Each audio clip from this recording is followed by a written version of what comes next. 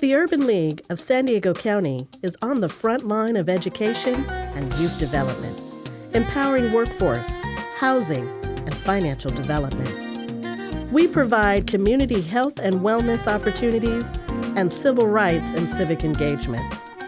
Welcome to the Urban League Today with hosts Al Abdallah and Herman Collins. Reading is fundamental. A familiar phrase that encourages access to literature is one often spoken in Black and communities of color as encouragement to children to read. The American Library Association has announced the theme for Banned Books Week 2023. Let Freedom Read. Banned Books Week will take place October 1 through 7, 2023. So-called anti-woke politics are placing our access to books via libraries and educational institutions at the center of censorship. Let Freedom Read captures what's at stake for our democracy, that the safety of our right to speak and think freely is directly in proportion to our right to read. LGBTQ plus literature comprises 41% of the top 100 banned books attempting to shelter children from books dealing with gender identity and sexual equality. The second largest group of banned books deal with historical and cultural literature that runs as an alternative to the dominant culture or cultural relativism. I am Al Abdallah, President and CEO of the Urban League of San Diego County, and welcome you to our topic discussion on the access to literature in our schools and public libraries. I am joining this discussion by Herman Collins, Public Affairs Consultant to the Urban League, and I ask him to introduce our guest and tee up our discussion. Herman? Thank you, Al. I believe everyone would agree that literature in our public libraries and schools should be monitored and evaluated for age appropriateness.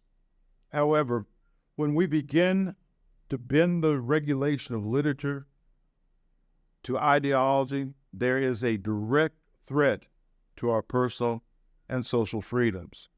The American Library Association, in its Let Freedom Read campaign, encourages libraries in every context to mark banned books by inviting other groups within their communities to celebrate and take action to protect our freedom to read all year long. The Urban League calls upon all communities to undertake this discussion topic, access to freedom through literature. Al, the Urban League has the pleasure of having two significant voices to join us today. The first is Ms. Deborah Wright-Barr, who is the former Library Systems Director of the City of San Diego and now retired. The second is Mr. Michael Odom, Dr. Michael Odom, who is with San Diego State University as an adjunct professor in Africana Studies. The Urban League welcomes both of you and would appreciate if you could provide our listening audience with things they should know about you. Take a couple of seconds to do that for both of us. We'll start with you, Deb. All right. Well, good afternoon, and thank you so much for including me in this discussion today. It's a very important topic. I am Deborah Wright-Barrow, a native San Diegan and product of local public schools and libraries, graduated from Scripps College and earned a master's degree in library science at the University of Southern California, and took the position of technology manager at Chula Vista Public Library, where we built the South Chula Vista Library. From there, I took positions as director of other library systems, and from that, returned home to San Diego as the director of libraries. We had an outstanding team of staff, architects, construction professionals, donors, and library advocates, and the city of San Diego's San Diego Unified School District. So together, we built and opened the San Diego Central Library at the Joan and Irwin Jacobs Commons, which also houses E3 Civic High School. And once that project was completed, I felt it was time to retire as I was becoming a grandmother. And that's what I'm doing now. Doc, you want to pick up? Yeah, so I'm also appreciative of being a part of this program. My name is Michael Odom. I am a native of Long Beach, California. However, I've been in San Diego for the most part since 1997 as a student and subsequently as an educator. I myself, I'm an avid reader. You can't see it from here, but I'm surrounded by tons of books as well as vinyl records. So I really understand the importance of literature, of culture, as a path towards liberation and freedom for people. I've got a variety of publication interests. I've recently published an article on the life of Hugh Masekela and his time in Los Angeles, as well as other. Yes, so I recently published an article on Hugh Masekela's time in Los Angeles. I have another publication on what's called the cultural boycott against apartheid in Southern California, and then another one on some South African writers and professors who lived in Los Angeles and participated in the civil rights and Black Power movement there. So, this is a vital conversation. The perspective that I bring to my work and to my community organization is the idea of African internationalism. I understand that the connection and the issues that we struggle against here are connected to global issues, and that as a part of that, this question of African, what people might call African American history, is really central to struggles for power and liberation. So this is a very important conversation. I'm happy to be here for it. We're going to start a little bit with question and answer, and Al and I are going to rotate with asking you these questions. Banned books occur in 138 school districts throughout the United States, representing 32 states and some 5,000 school districts with combined enrollment of over some 4 million students. Most notable has been the Florida book ban that has become a political discussion where any one single individual can protest and ask for a book to be pulled off the shelf, and that book will be pulled and evaluated before being put back in the library system. Ms. Barrow, you've worked throughout California and headed the largest library system in San Diego County. How are books evaluated in city library systems? Well, there are processes for selecting materials at each of the systems I've worked at and most that I know of. And first, let me say I'm not speaking in any official capacity. I am retired. However, I have talked with the current director of the San Diego Public Library System, my former colleague, Misty Jones, and with other colleagues and professionals. Most libraries have a collection development policy, so I'm sorry to get technical here. It governs how they build and maintain the collections. And this is important as libraries typically have limited budgets and limited space. The policies provide guidance on how materials will be selected, from which types of sources, languages to be included, formats of materials, areas of emphasis, and the proportion of the collection among branches, for example. And it will inform the split of resources as well as the process for assessing materials.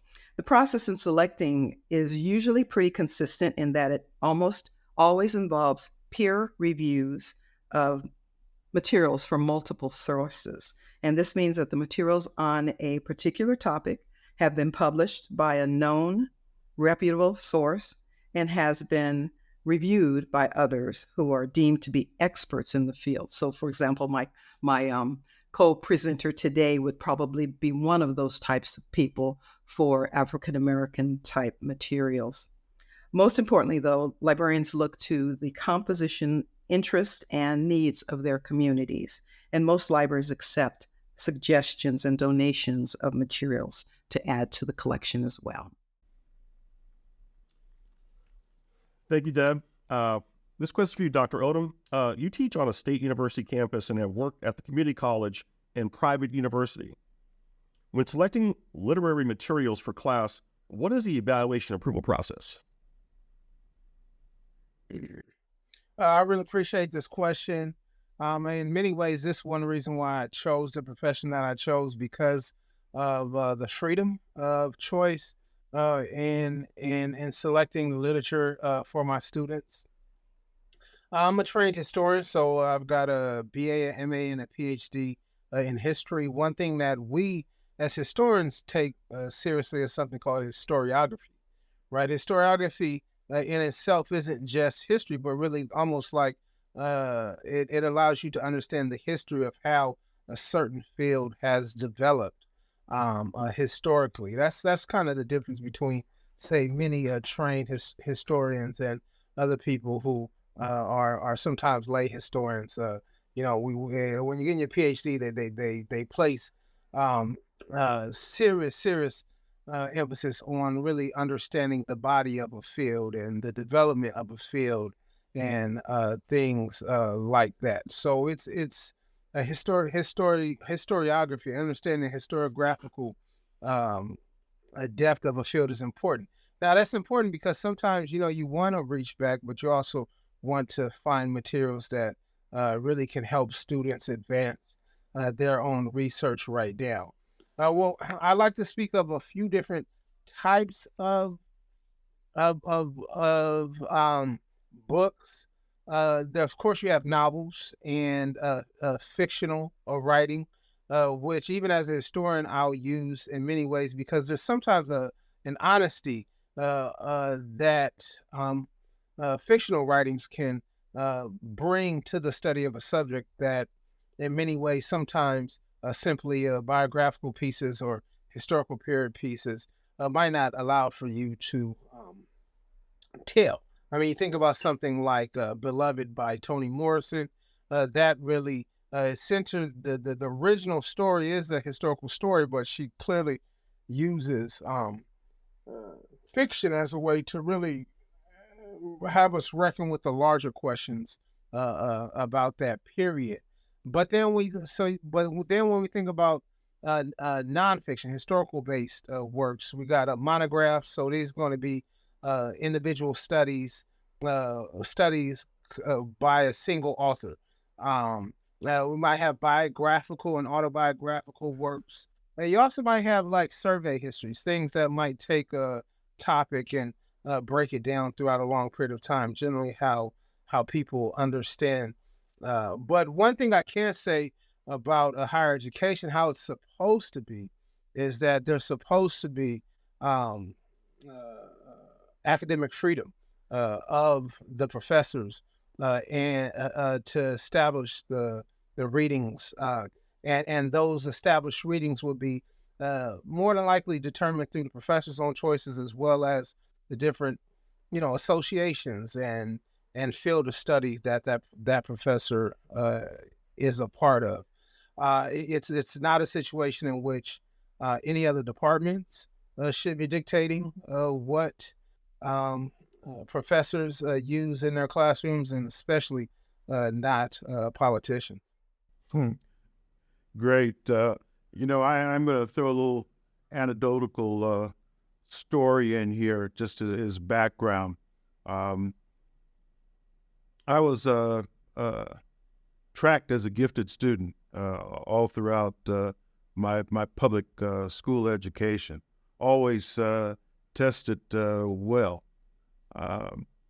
However, the highest grade I ever received in English from 7th through 12th grade was a D. Regardless of my ability to read, my ability to write, I had very little interest in the class at all. The Scarlet Letter and reading the prose that were provided of Shakespeare and others just weren't of great interest to me. When I got to the university, I took a Black literature class. Took actually 4 semesters of Black literature. Received A's every time. My interest level went from 0 to 1,000 for the first time that read something by Baldwin, Richard Wright, My hero in the literary aspect became Paul Laurence Dunbar because I admired him because he actually was banned and in exile from the United States for his writings at the time. So I'm going to ask this question to Ms. Barrow. There was a little dust up at the Penasquitos Library recently. Can you tell us what the issues were? Sure. The infamous Rancho Penasquitos paper. So the report is that during Pride Month, there was a display of books at the library. It was not in the children's room, and they were not specifically children's items. A couple of community members saw the books and took exception to it, and they complained. And in addition to that, they took it upon themselves to remove the books by checking them out, and then informed the city that they would not be returning those books until they were reevaluated. Now, this is the information that I have. Well, word got out about this, and the local community and people beyond the community responded in a way that I think these particular individuals did not expect to happen. People as far as from Singapore, internationally, people reacted. They sent messages of support to the library and to the city. They included donations of materials and even donations of money. So from my understanding, about $15,000 was raised as a result of this. And that does not include the value of the materials that were sent. So this is an example of something I think we've witnessed in libraries. A group of people trying to ban a book may or may not be successful and may or may not be speaking for the community. They're limiting other people's access to information, banning books that may eventually pique interest because they've banned them, and people want to know why. And I know that certainly happened for me as a young person. I think I might have been in high school, and I remember thinking, well, why is this book, The Invisible Man, why is that banned? Because, back then you're thinking about Superman, right? And The Invisible Man, the TV show, and so forth. So that was a book that I read, Ralph Ellison's Invisible Man, and I believe Black Boy and Native Son and other books like that, because I wanted to know why were they banned. And so it's the good news part of it. And of course, the bad news part of it is that this seems to continue to happen, and people are limiting access to others because of their own personal views. That's a great segue to the next question for Dr. Odom. Okay. I'm sure you've been aware of books that were banned, and what were the circumstances behind certain books being banned? Well, I appreciate, first off, Hermie's point that, he didn't do well in English until, he started reading things that was relevant to his own personal story.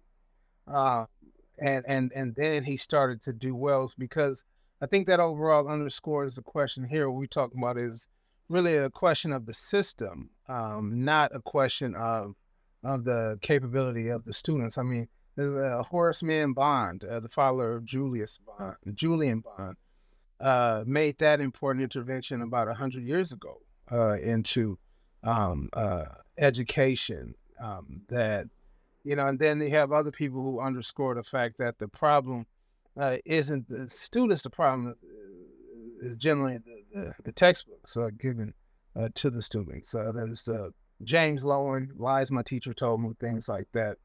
He's a pretty good author. So there are instances in books being banned, especially specifically nowadays.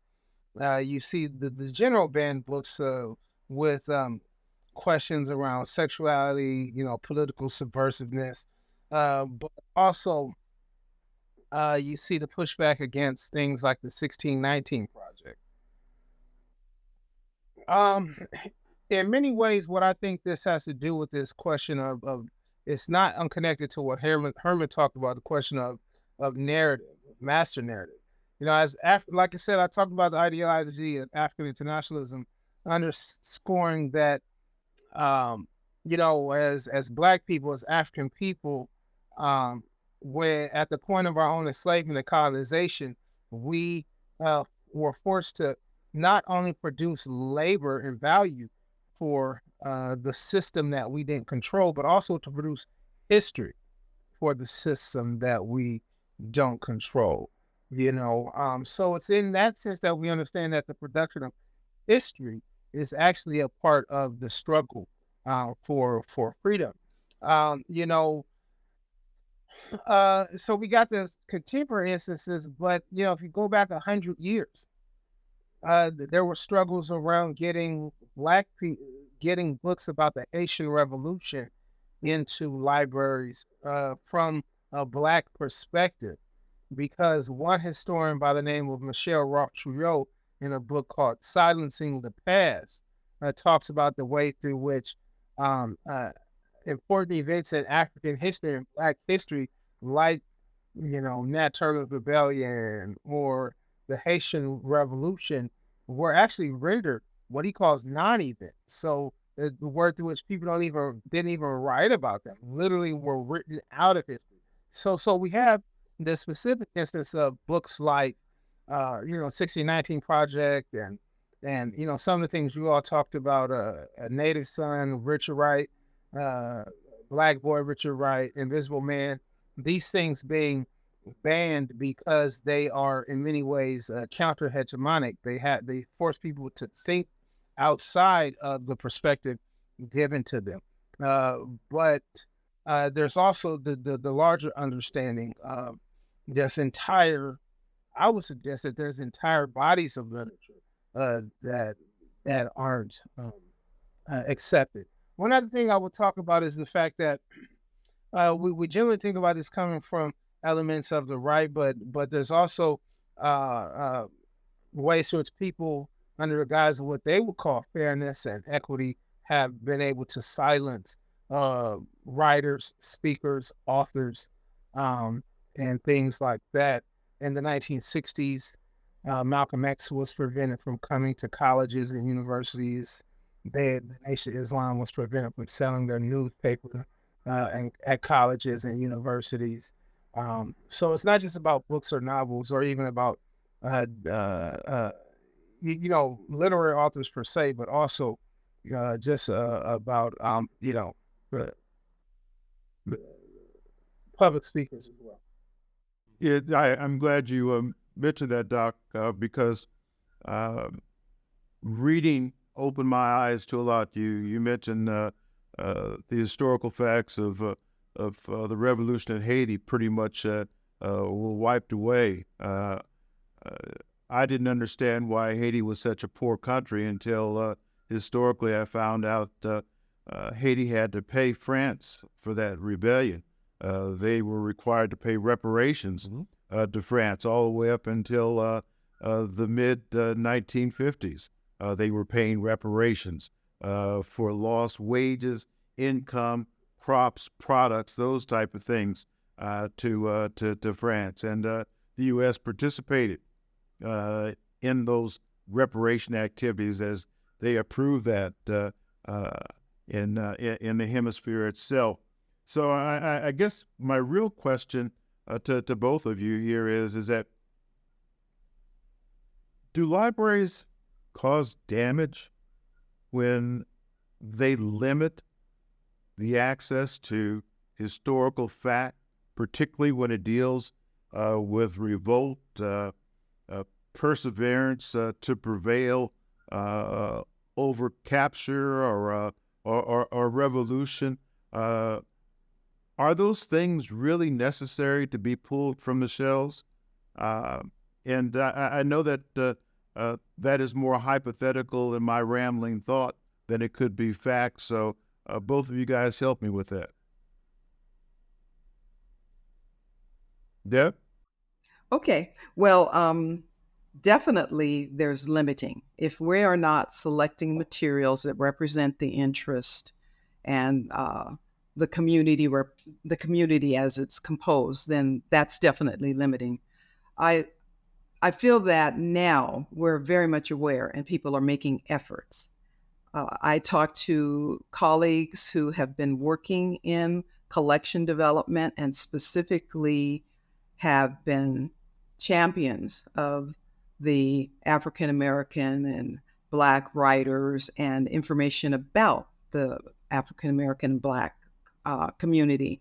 One of my friends, who she doesn't want to be named, but she talked about the way that she went about finding materials. Because, first of all, let's remember it's about what's published, at least for public libraries. Maybe academic libraries can go a different direction. But public libraries, we're collecting from, as I mentioned before, sources that are available to us, that we can get easily, that are reviewed, all of those things that I talked about before.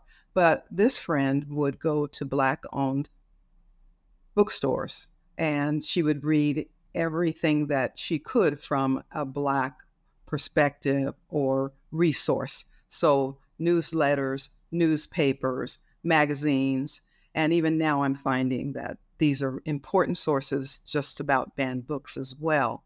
So efforts are being made, and it just depends on what public library it is, what community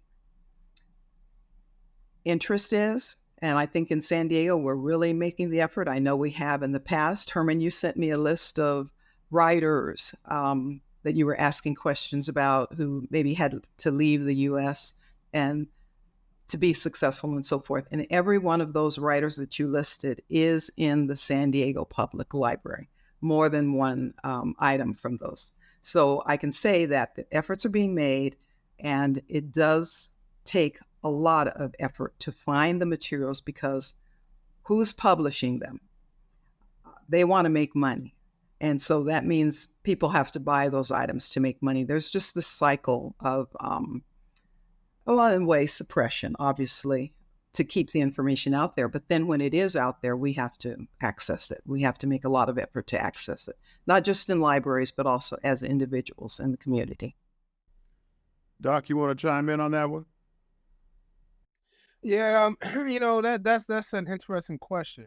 I think when you talk about anything like a library or school or police department or whatever, so any form of publicly funded institution, the question is of control, right? Community control. I think that first and foremost, we have to ask the question of authors that are inside the library, but also the question of who controls the library, the resources that are allocated towards those libraries, the other functions that those libraries play, which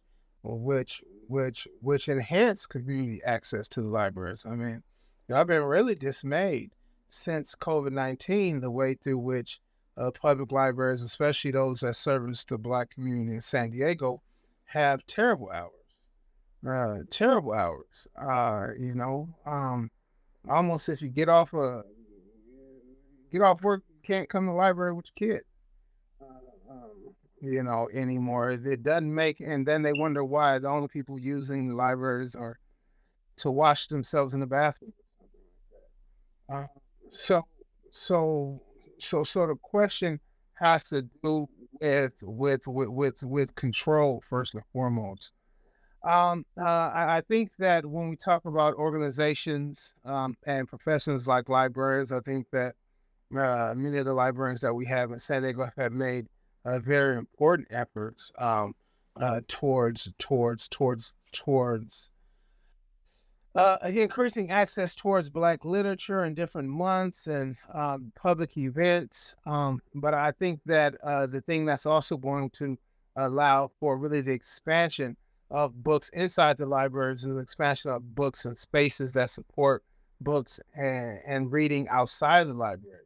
So this is a model of building power that can be understood as what you call dual and contending power, in the sense that, you think about the 1960s and 70s and even part of the 80s, where there was growth of independent Black bookstores, even in San Diego. If I'm correct on Imperial Avenue, there was at least 2 or 3 different very, very internationally known Black bookstores, and others, between Imperial and Euclid. Excellent Black bookstores, and you can't find remnants of these at all anymore. I would suggest that those spaces have a force which also contend with the library, that force the library to carry the books. I don't know any specific efforts here locally in which people are saying, here's books that we won't carry because of content, but I do know that there's books that they say they can't carry because of resources. And when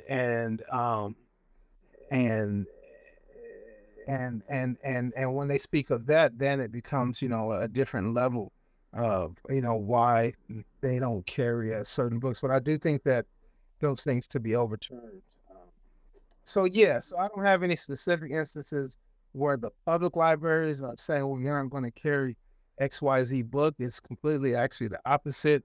But I would say that what we suffer is really like a power desert, really a question of power and the community's ability to really dictate what happens inside the books and the resources that are available to our community.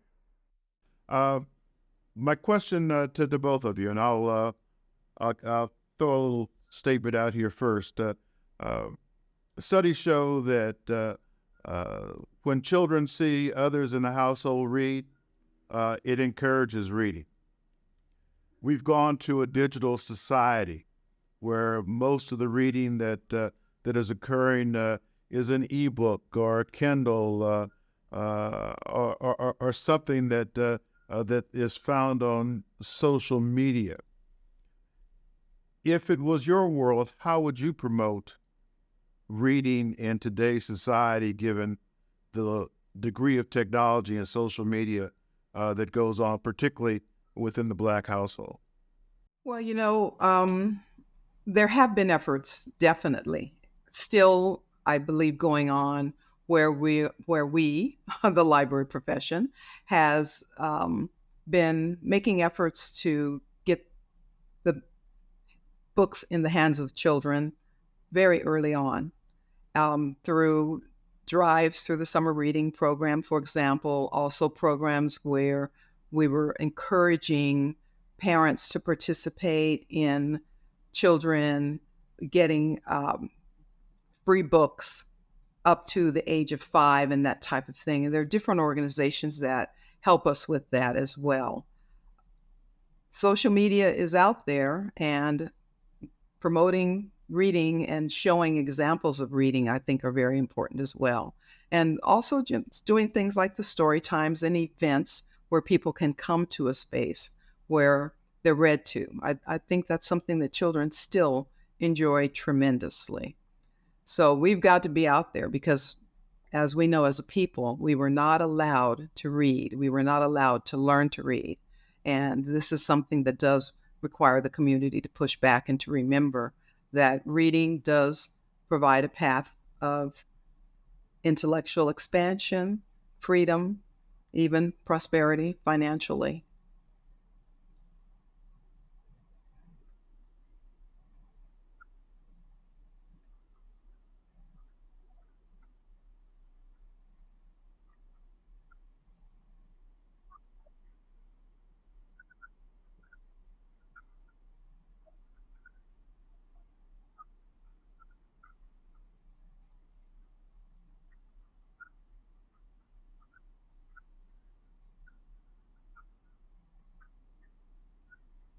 The ebooks are, audiobooks not as much. The collections are expanding. It depends on what's actually being published out there, because this is something I follow pretty closely. Obviously, I read books, hard copies and paperbacks and so forth, but I also listen a lot.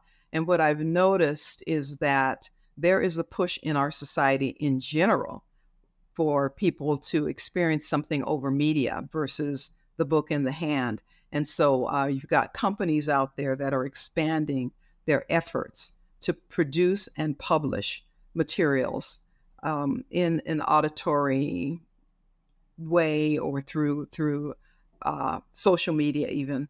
So it is something that's available. And the thing about the public library is that it is free. People can tap in. They don't have to buy that book. They can tap in and listen to a book. They can read it. Although it is on a device, they can still read it. And that's free through the library, and that's expanding as well. Yeah, you know, when I used to go to my neighborhood library in Long Beach was called the Bret Hart Library. I went there for everything. You could check out movies, you could check out music, you could listen to vinyl records when I was a kid. You could do all sorts of stuff at the library, resources that we didn't have inside our home. The reason I say that is because last year was an important year when it comes towards tangible things like books, like vinyl. Last year was the first year, and I think they said over 30 years or so, in which vinyl outsold CDs. It's also the first year, I don't know how many years, that actual tangible books that outsold ebooks. People want books in their hand. This is an excellent book. It's called Fugitive Pedagogy, Carter G. Woodson and the Art of Black Teaching. And you know, we got to give Carter G. Woodson his salute for really turning literature and history into a social movement here in the United States. So, but you know, the ebook stuff is cool. You know, that stuff is cool, but you know, I don't know the exact study, but I was turned when I was young that you can really determine the outcome, the life outcome of people based off of how many books they have in their life, that they have in their home. So children seeing books is important. So one thing I want to say, even to the previous question, is that if we want to get books into children's hands, you got to get books into the hands of the parents. That's first and foremost. So we need like those story times, community readings, incentives, you know, things that attach reading to other aspects of life. You know, there's an excellent book that I have. It's called The History of Pan-African Revolt by C.L.R. James. Many people know C.L.R. James because of a book he wrote called Black Jacobins.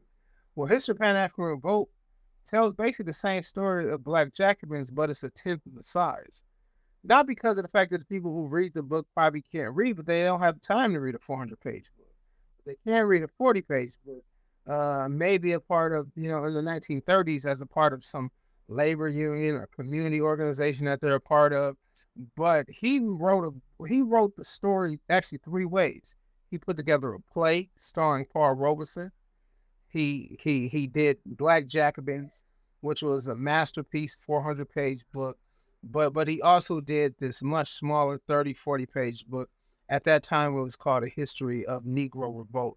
So we got to find as many ways as possible to get these same stories into the hands of the people. And to get them into the hands of children, you got to get them into the hands of parents. And I you know, unless it's something where you really need access to the information, you know, and, you know, you're doing a book report or something like that, you know, I'm one who really, really believes in print as much as possible. You know, that allows for me to read something, consume it, pass it on to others. When I do my dissertation, I love to use books because they already did the underlining and the highlighting, you know. So I'd read that stuff. Okay, you know, do I agree with that? No, I don't agree with that. I see why they had that notation. So now the book has some life to it, you know. So that's what I would say. You know, I think that there should be more virtual accessibility, but that shouldn't take the place of actual tangible stuff. The reason why I say that one last thing is that you got to always ask yourself what skill they're training people for. When you go to Loyola Country Day, Bishop School, Parker, you got kids bringing books and notebooks to class. That's how they are training their kids, with actual hard books and notebooks. Then you go south of the 8, We go south of the 94, you go to our communities, and they telling them all you need is a Chromebook. All you gotta do is swipe and point. So what skills are they training our kids for if all they gotta do is swipe and point? You know, where do you go where people actually are looking at books and reading and writing and working through things versus just swiping and pointing? If we want to take economic control over our communities, we got to teach skills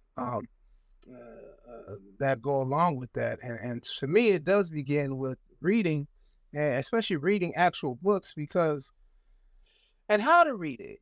I tell my students, look at that index, look at the notes. Authors always look at the acknowledgments. Who got acknowledged about this? Learn how to read that book, because that is really, I think, something that's going to empower. May I add something to that? I did, because I really appreciate Dr. Odom's point about the hard copy and the books, and the fact of how you learn and what you develop when you are using that skill. And it is a very important skill.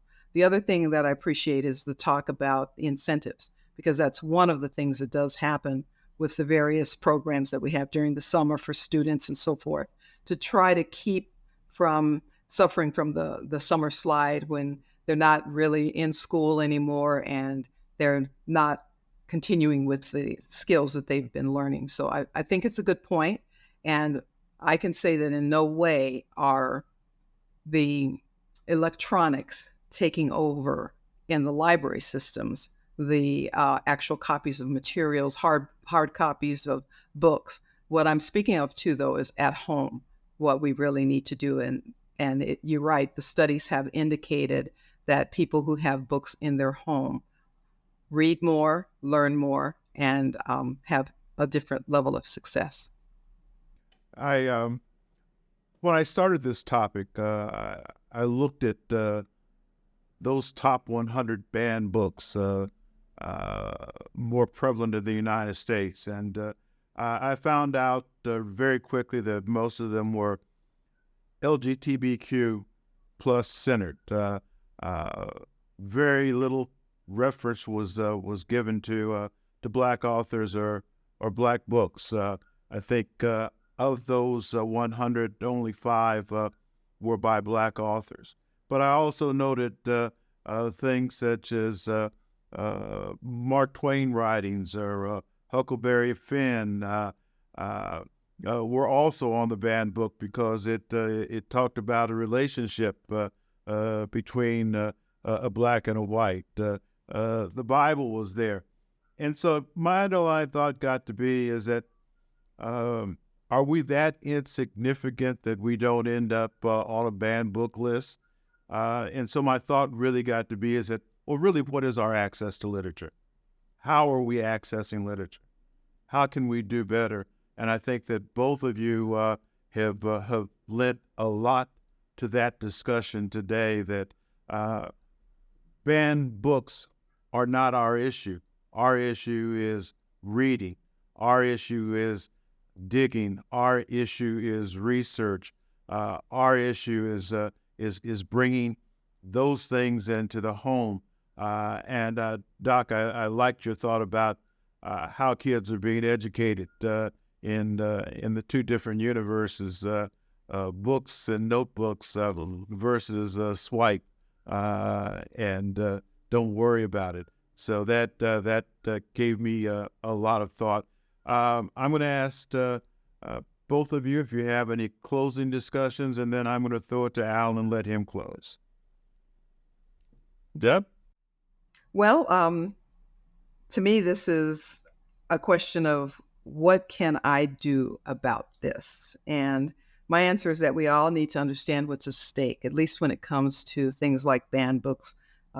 Your story or somebody's story is in jeopardy, and it's in jeopardy of not being told.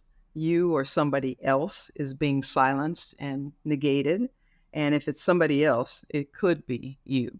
So I think it's important for us to be aware of this and to keep in touch with the books and the organizations that are supporting these efforts to make sure that people are aware of what's being banned. So, for example, the American Library Association has, if you go online and you look, they will tell you what's being banned. Go read that book. I saw a few of the authors that you had mentioned in something that you sent to us, Colson Whitehead, Crook Manifesto. And I thought, okay, what's that about? And I want to know. And then I looked at Rita Dove's Playlist for the Apocalypse. And the first thing that came to my mind was The Last Poets and The Revolution Will Not Be Televised. And I thought, okay, I need to see what that's about. So I think that we have to tap into the resources that are there, because we do have resources. And that's one thing I really want to make clear. We do have materials. And they may not be as vast as we want them to be, but when we are accessing the ones we have, it helps pave the way for even more.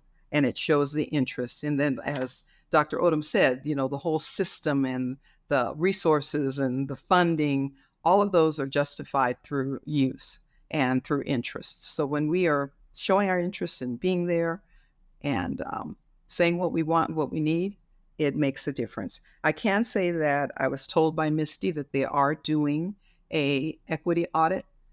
So this is an indication that they're serious, and the San Diego Public Library System, about making sure that our populations and our interests are being met. So I would say also that we need to the extent that we can, support the materials that are being published. And that does mean there's an economic aspect where we can to sometimes buy some of those items because they're not publishing if they don't get to sell. So that's it for me. Dr. Odom, closing comments? Yeah, I really appreciate that. I also appreciate your intervention, because it's an important one. I looked at the numbers, and Black people are at least 14% of the United States, not including the people from Dominican Republic and Puerto Rico, who, if you walk down the street, you say, "What's up, brother?" You know what I mean? Those people are not inside the 14%, but they give you the nod. So we know the number is more than 14%. But Black authors only make up 6% of the published authors in the United States. So I appreciate the understanding that you can't ban books that aren't there. I think that's part of it. We have to expand the literary output. People talk about movies and television, but where do the movies and television begin? Those things begin oftentimes as manuscripts, as novels, as Pulp Fiction or whatever it is. I think that, but to do that, we have to return to a period in which we invest in the sectors of society whose stories haven't been told. So one thing that was done in the 1960s was, in the 1960s, we saw a heightened amount of prison literature, imprisoned people telling their stories through novels, through writings, through autobiography.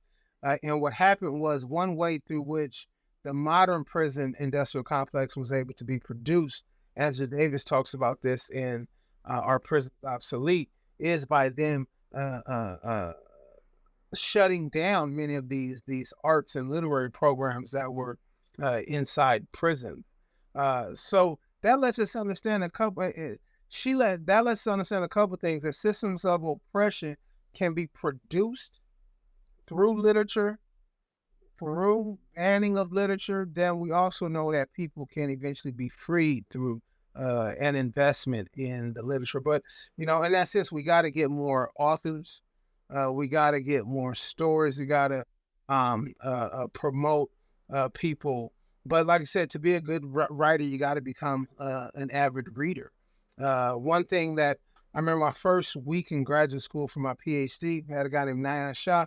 Nayan Shah said, go and find a non-history writer. Go find a novelist that you are inspired by and bring his work to class and explain how that novelist influences the way in which you write history. This is in line with what another guy by the name of Robin Kelly calls freedom dreams, or Aimé Césaire calls poetic knowledge, understanding that through learning, in